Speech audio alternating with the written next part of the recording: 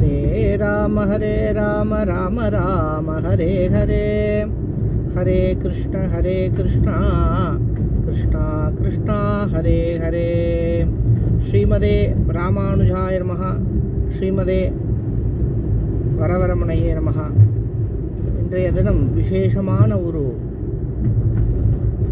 நன்னாள். பெருமாளுடைய கையில் இருக்கக்கூடிய சக்கரத்தாழ்வார் சுதர்சன சக்கரத்தினுடைய ஜெயந்தி உற்சவம். அனைத்து விதமான கஷ்டங்களையும் நம்மளுடைய துன்பங்களையும் அகற்றக்கூடிய வல்லமை கொண்ட ஒரு மகாசக்தி சுதர்சன சக்கரம். ஆகையாலே அந்த சக்கரத்தாழ்வாருடைய ஸ்ரீ ஜெயந்தியானது இன்றைய தினம் விசேஷமான முறையிலே கொண்டாடப்படுகிறது. அனைவருடைய இல்லத்திலேயும் இந்த சக்கரத்தாழ்வாருடைய அனுக்கிரகம் பெற வேண்டுமாய் பிரார்த்திக்கிறேன். நீலாச்சல நிவாசாய நித்யாய பரமாத்மனே பலபத்ர சுமத்ராப்யாம் ஜெகநாதாய மங்களம். ஜெகநாத வைபவத்திலே மிக விசேஷமான முறையில் பார்த்துட்டு வரோம். அதன் தொடர்ச்சியாக சில நாட்களாக என்னால் வீடியோக்கள் பண்ண முடியலை, சில வேலைகள்லாம் இருந்தது. இன்றைய தினம் விசேஷமான ஒரு தினமாக உள்ளதாலும் ஸ்ரீ ஜெகநாதருடைய ரதோற்சவம் நடந்துட்டுருக்கு. எல்லோரும் பார்த்துருப்பேன் டிவிலெலாம். சுவாமி அந்த குந்தீச்சா பவனம் சென்றடைந்து விட்டார். இன்னும் சிறிது நாளில் மறுபடியும் அங்கேருந்து ரதத்தில் ஏறி மறுபடியும் சன்னதிக்கு வருவார். ஆக விசேஷமான ஒரு சன்னதி. அந்த சன்னதியினுடைய பின்பக்கம் வரைக்கும் பார்த்துருக்கோம். அதற்கப்புறமாக இந்த வந்தால் தாயார் சன்னதி. எல்லா பெருமாள் கோயில்லையும் இருக்காது போலே தாயார் சன்னதி, மகாலட்சுமியுடைய சன்னதி விசேஷமான முறையிலே இங்கே அமைக்கப்பட்டிருக்கிறது. இந்த சன்னதி மகாலட்சுமி திருநாமத்திலே தாயாருடைய திருநாமம் மகாலட்சுமின்னே இருக்குது. விசேஷமான சன்னதி. இந்த சன்னதியில் ஒரு விசேஷம், நமக்கு ஒரு விசேஷம், தமிழர்களுக்கு ஒரு விசேஷம் என்ன அப்படின்னா, அங்கே ராமானுஜருடைய சன்னதியும் உண்டு. அங்கே எப்படி ராமானுஜர் வந்தார்ன்றதை அடுத்தடுத்து சொல்கிறேன். அங்கே விசேஷமாக 12 ஆழ்வார்களையும் சேவிக்கலாம். ஆச்சாரிய புருஷனான சுவாமி ராமானுஜரையும் சேவிக்கலாம். அந்த தாயார் சன்னதியில் உள்ள நுழைஞ்ச உடனே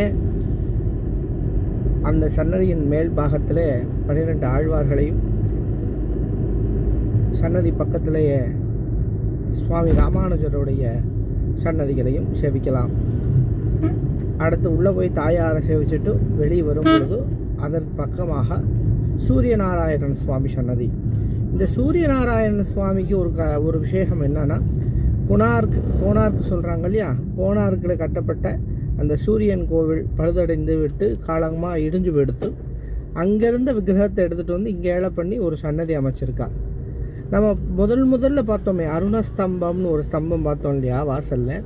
அந்த அருணஸ்தம்பமும் கோனார் கோவிலேருந்து கொண்டு வரப்பட்டது. ஆகையாலே அருணன்றவர் யார் அப்படின்னா, சூரியனுடைய தேர் ஓட்டி தான் அருணன். அவர் கருடாழ்வாருடைய அண்ணன் வேறு சொல்லுவோம் இல்லையா. ஆக அருணஸ்தம்பம் ஆனது அங்கே இருக்கிறதுக்கு காரணம் கோனார்க்கிலேருந்து கொண்டு வரப்பட்டது தான் அந்த அருணஸ்தம்பம். ஆகையாலே அங்கேருந்து நம்ம சூரிய நாராயணன் சேவிக்கிறோம். பக்கத்தில் மறுபடியும் சக்தி பீடம் தசமகா சக்தி சேவிக்கிறோம். அந்த 12 லிங்கத்தில் ஈசான லிங்கமான அந்த சுவாமியும் நம்ம சேவிக்கிறோம். சேவிச்சுட்டு கோபுரத்தை பார்த்தோமானால் அழகாக பட்டொளி வீசக்கூடிய ஒரு கொடி பறந்துட்டுருக்கும். அந்த கொடி விசேஷமான கொடி. நித்தியப்படி அந்த கொடியை மாத்திரா ஏற்கனவே சொல்லியிருக்கேன்னு நினைக்கிறேன். நித்தியப்படி அந்த கொடியை அத்தான உயரத்தில் ஏறி ஒருத்தர் மட்டும் ஏறி அதை மாற்றிண்டு எந்த ஒரு உபகரணம் இல்லாமல் ஏறி மாற்றிட்டு வரா. நித்தியப்படி அந்த கொடி மாற்றப்படுகிறது.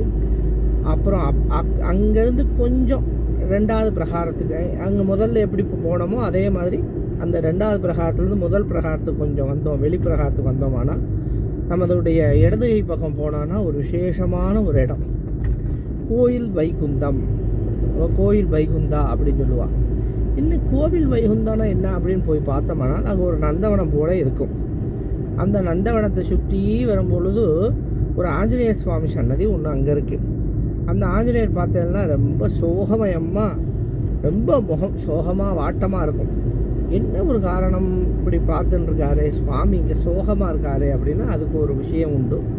அந்த கோயில் வைகுண்டத்தை சுற்றி வரும்போது நடுவில் ஒரு இடம் இருக்கும். அந்த நடுவில் இடத்த பூக்களால் அலங்காரம் பண்ணியிருப்போம். அங்கே யாரும் கால் வச்சு மிதிச்சோ நடக்கவோ மாட்டான். அங்கே என்ன ஒரு விசேஷம் அப்படின்னா நவகலேபரம் அப்படின்னு ஒரு விஷயம் நடக்கும். நவகலேபரம் 12 வருஷத்துக்கோ 15 வருஷத்துக்கோ ஒரு தடவை நவகலேபரம்னா பழைய சுவாமிகளை விசர்ஜனம் பண்ணி புது சுவாமிகளை உருவாக்குறது. மூலவரவே இந்த மரத்தினால பெருமாளை 12 வருடங்களுக்கு ஒரு முறை, 12ஓ 13ஓ அந்த மாதம், நமக்கு அதிக மாதம்னு சொல்லுவோம் இல்லையா, இந்த ஆடியில் 2 அமாவாசை இந்த மாதிரிலாம் வரும் இல்லையா, அது அந்த 12 வருஷத்துக்கு அப்புறம் எப்போ வர்றதோ அந்த வருஷத்தில் அந்த நவகலேபரன்ட்டு தான் பண்ணுவாள். ஒரு வேப்ப மரத்தை உத்தரவு கேட்டு அதை அறுத்து கொண்டு வந்து ஒரு அம்மன் சன்னதி, அந்த சங்கக்ஷேத்திரம் சொன்னிருந்தேன் முதல்ல, அந்த சங்கக்ஷேத்திரத்தில் அங்கே ஒரு சன்னதி உண்டு. அந்த சன்னதிக்குள்ளே ஏலை பண்ணி அந்த விக்கிரகங்கள் பண்ணி அதை கொண்டு வந்து மூலஸ்தானத்தில் ஏலை பண்ணி அன்றைக்கி நைட்டு எல்லா கதவையெல்லாம் சாத்திட்டு லைட்டெல்லாம் ஆஃப் பண்ணிடுவாள். பூரியிலே லைட் இருக்காது. சாத்திட்டு அங்கே பிராண பிரதிஷ்டை நடக்கும். அது பிரம்ம பதார்த்தம்னு ஒரு இதை பெருமாள்கிட்ட இருந்து மாற்றுவா. அந்த விஷயத்தை நான் கடைசியில் சொல்கிறேன். அடுத்தடுத்து வரும்பொழுது அந்த பிரம்ம பதார்த்தம்னா என்னன்றதையும் நான் சொல்கிறேன். ஆக அந்த நவகலேபரம் பண்ணினதுக்கப்புறம் புது பெருமாளை ஏலை பண்ணிட்டு பழைய பெருமாள்களை இந்த கோவில் வைகுந்தத்தில் தான் ஸ்தாபிதம் பண்ணுவா, பூஸ்தாபிதம். ஆக பெருமாளுடைய அங்கே இருக்க என்ன சொல்லுவா, பெருமாளுடைய சமாதி, ஜெகநாதருடைய சமாதின்னு சொல்லுவாள். அப்படி தான் சொல்லுவாங்க. அங்கே யார் யாசகம் சாமானத்தில் கேட்க மாட்டான். அப்படி கேட்டால் உடனே கொடுத்துடணும். கொடுத்தா மகா புண்ணியம். அந்த இடம் ரொம்ப விசேஷம். அந்த இடத்துலேருந்து கொஞ்சம் மேலே பார்த்தோம்னா ஒரு உப்ரகியமாய் ஒரு இடம் இருக்கும். அதுதான் வைகுந்தம். அதில் போய் பார்த்தேன்னா மேலே நிறைய பேருக்கு அங்கே போகிறது கிடையாது. கோவில் வைகுந்தமே தெரியறதில்லை. நம்ம தெரிஞ்சுக்கணும். இந்த கோவில் வைகுந்தத்தில் போயிட்டு அதை சேவிச்சுட்டு அந்த ஆஞ்சநேயர் ஏன் அப்படி சோகமாக இருக்காருன்னா இவாளை ஸ்தாபிதம் பண்ண இடத்த பார்த்துட்டு சோகமாக இருக்காராம். அந்த சுவாமியை சேவிச்சுட்டு நேராக நீங்கள் மேலே ஏறினேன்னா உப்ரிகமாய் ஒரு இடம் இருக்கும். மேலே போனேன்னா ராமாயணத்தை சுற்றி படமாக வரைஞ்சிச்சிருப்பா. நடுவில் ஒரு மண்டபம் இருக்கும். அந்த மண்டபம் எதுவுமே இருக்காது, வெறுமனா இருக்கும். ஏன் அப்படின்னா சுவாமிகள்லாம் சேர்ந்து இந்த ஒவ்வொரு நவகலேபரத்துக்கு மும்மூர்த்திகளும் இந்த இடத்துல ஸ்தாபிதம் பண்ணிட்டு போகிறா, இருந்து பார்த்துட்டு போகிறான்ற ஐதீகத்துக்காக அதை வைகுந்தமாக கருதுகிறான். ஆக கோவில் வைகுந்தம்னு அந்த இடம். அந்த இடத்துக்கு அப்படியே நான் இடது பக்கம் சொன்னேனோ அப்படியே வலது பக்கம் பார்த்தா விசேஷமான ஒரு இடம் ஆனந்த பஜார். என்னடா பஜாருன்னு சொல்கிறேன், பஜார்னா என்னது, சந்தை. அங்கே என்ன சந்தைன்னா உண்டு. கோயிலுக்குள்ளேயே ஒரு மிகப்பெரிய சந்தை இருக்குது. என்ன சந்தை அப்படின்னா சுவாமிக்கு நைவேத்தியம் பண்ணக்கூடிய அந்த பிரசாதம். இந்த மடப்பள்ளியில் சொன்னேனே அந்த பிரசாதம் ஒரு வேளைக்கு 54 மத்தியான வேலைக்கு பார்த்தீங்கன்னா 54 ஐட்டங்களை சுவாமி, 54 பக்ஷணங்களை சுவாமி சிவீகரம் பண்ணுறார். ஆகையால் கண்டருளார். அந்த கண்டருளை பண்ணக்கூடிய அந்த தலிகைகள்லாம் கொண்டு வந்து அந்த பஜாரில் வச்சு அவாவா விலைக்கு வாங்கிட்டு ஒரு 2 ரூபா 3 ரூபான்னு சொல்லி 5 ரூபா 10 ரூபா இந்த மாதிரி 200 ரூபா 300 ரூபாய்க்கெல்லாம் நமக்கு என்ன பண்ணுறா கொடுக்குறான். அங்கே பசின்றது எதுவுமே கிடையாது. 20 ரூபா கொடுத்தோம்னா இவ்வளோ பெரிய மண் சட்டி நிறைய சாதம் குழம்பு எல்லாம் கொடுத்துருவான். ஒரு 5 பேராக சாப்பிட்லாம். அந்த மாதிரி பக்ஷணங்கள் உண்டு, இனிப்பு பதார்த்தங்கள் உண்டு, நிறைய உண்டு, வரிசையாக வச்சுருப்பான். அதே போல் இருக்கக்கூடிய விசேஷமான ஒரு பஜார் அப்படின்னா ஆனந்த பஜார். இது வரைக்கும் எந்த ஒரு சன்னதிலையும் நான் பார்த்த அளவுக்கு எங்கேயும் இல்லாத ஒரு விஷயம் இந்த ஆனந்த பஜார் தான். சுவாமியுடைய பிரசாதத்துக்கே ஒரு பஜாரே இருக்குன்னா பார்த்துக்குங்கோ. நைட்டு 2 மணி வரைக்கும் அந்த பஜாரத்தில் நம்ம போய் வாங்கிக்கலாம், சாப்பிட்டுக்கலாம். ரொம்ப விசேஷமாக அங்கே போனாலே நீங்கள் சாப்பிட்டுட்டே இருக்கலாம். ஆக அவ்வளோ ஒரு விசேஷம். நீங்கள் போனாலே ஆச்சரியப்படுவீர்கள். எங்கே திரும்பினாலும் சாப்பாடு, எங்கே திரும்பினாலும் பக்ஷணம், எங்கே திரும்பினாலும் அந்த ஒரு விஷயம் என்ன அப்படின்னா, ஒரு நாள் சேவிக்க போகும்போது நைட்டு ஒரு 12 மணிக்கு பெருமாளை சேவிக்க போனேன். நான் தான் சொன்னேன் 2 மணி வரைக்கும் அவரை சேவிக்கலாம். இந்த 12 மணிக்கு சேவிக்க பொழுதும் அங்கே ஒரு ஆரத்தி பண்ணி ஒரு அந்த பஜாருக்கு ஒரு பிரசாதம் வந்தது.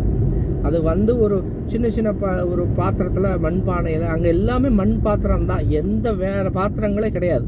இந்த ஒரு சின்ன மண் பாத்திரத்தில் ஏதோ ஒரு பாயாசம் மாதிரி திருக்கணம் அது மாதிரி வச்சுருந்தான். அது என்னன்னு கேட்கும்போது ரபடி, அந்த ஊர் பேரில் ரபடின்னு சொன்னான். அந்த ரபடின்றது வந்து அது ஒரு இனிப்பு ஒரு திரவத்தில் ஏதோ நம்ம திருக்கண்ணம் அது மாதிரியான்னு வச்சுக்கோங்களேன். அது வந்த நிமிஷத்தில் காலியாடுறது.